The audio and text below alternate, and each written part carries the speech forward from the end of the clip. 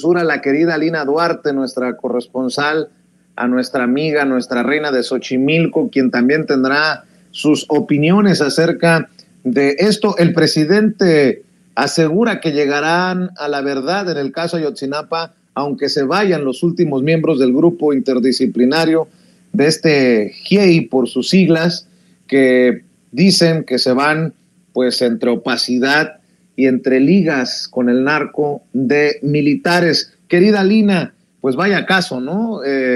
Un caso que pues es emblemático y que pues todos queremos que se resuelva a la brevedad, que se llegue a la verdad. Y bueno, escucho tus comentarios, tus opiniones, querida Lina, te abrazo, buenas noches.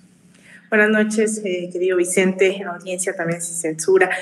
Pues mira, el tema de Ayotzinapa ha sido un parteaguas dentro de la vida contemporánea de este país. No hay duda de que ha marcado un antes y un después en la concepción de qué entendíamos con la guerra contra, la mal llamada guerra contra el narco, qué entendíamos incluso en esa frase el narcoestado, el estado fallido, que se puso tantas veces a discusión si realmente estaba fracasando el estado o realmente el estado estaba sirviendo a unos intereses de manera impecable, ¿no?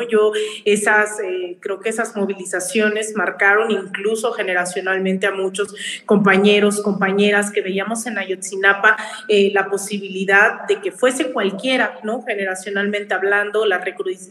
recrudecimiento de la violencia de Estado en todo su esplendor, y de repente vinieron a imponernos también esa versión, ¿no? Histórica, decía en ese momento Murillo Karam, en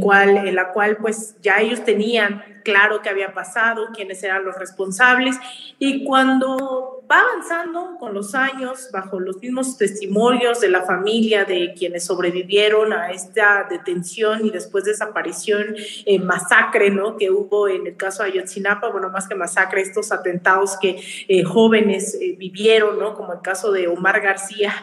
Manuel Vázquez Arellano, hoy diputado federal, pues lo que vimos fue de qué estábamos hablando. Estábamos hablando de una red de colusión en un sentido más que amplio, que iba desde la policía local, municipal, estatal, el ejército, la marina, el presidente, el partido, el gobierno. No sabíamos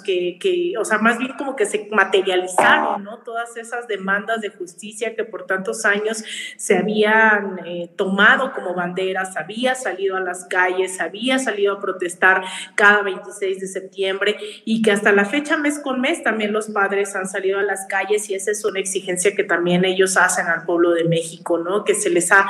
abandonado, y de repente en estos casos nos volvemos a acordar que Ayotzinapa ocurrió. Y hoy lo que dice el GIEI, pues no es un fracaso del GIEI, es nuevamente esos retos, ¿no?, por delante que hay, en donde puede haber una transformación. Sin embargo, la gravedad del asunto es tal que puede que haya, o totalmente lo podemos creer después de lo que implicó en sí el caso Ayotzinapa, en voz incluso de las autoridades actuales, de Alejandro Encinas, que han dado testimonio de lo que ha ocurrido. Pero a ver, cualquier proceso político no es blancos y negros, no hay un montón de claroscuros, hay un montón de fuerzas políticas, hay un montón, seguramente, ¿no?, porque es algo que también no tenemos conocimiento,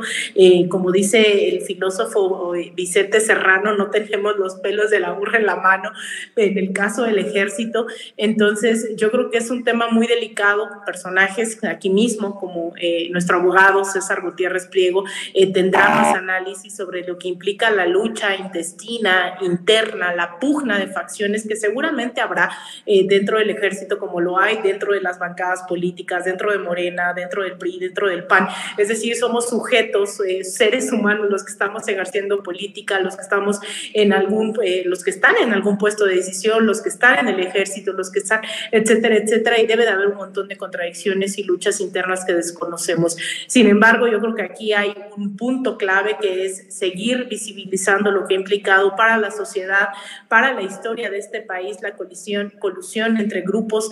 armados, grupos del narcotráfico, del crimen organizado, del Estado mexicano, y que hay que seguir desmantelando. Eso es lo que no se puede permitir. Rafael Correa, expresidente de Ecuador, decía hace unos meses aquí aquí en México, en una conferencia que daba, él decía, bueno, un gobierno de izquierda no es donde no existe corrupción, es donde no se permite. Yo creo que en un gobierno de izquierda es donde no es que no exista todavía estas relaciones, ¿no?, entre grupos del narcotráfico, entre grupos políticos, el aparato del Estado. Yo creo que es en donde no se permite. Y ahí la sociedad tiene que tener un rol activo, las autoridades también, y escucharemos también seguramente mañana. Yo creo que sería natural tener ahí a Alejandro Encinas también en la mañanera, a la secretaria de Gobernación, tener ahí más que a la canciller, que también sabemos ya adelante la mañanera que mañana va a estar. Creo que tendríamos que escucharles también qué van a decir, pero sobre todo y por sobre todo, y con eso cierro, a las víctimas, ¿no? Yo creo que hay que seguir poniendo los micrófonos en los padres, en las madres de Ayotzinapa, que muchos de ellos incluso no han sobrevivido para escuchar estas noticias, han quedado en el camino, se han enfermado, no han tenido el apoyo suficiente tanto del pueblo de México, ¿no?, como de, pues obviamente, los implicados en el caso para esclarecer qué es lo que ha ocurrido. Entonces, por ellos y para ellos creo que hay que seguir insistiendo en que tenemos que saber realmente la verdad histórica que se nos ha negado todavía muchas partes que no conocemos, que se esclarezcan.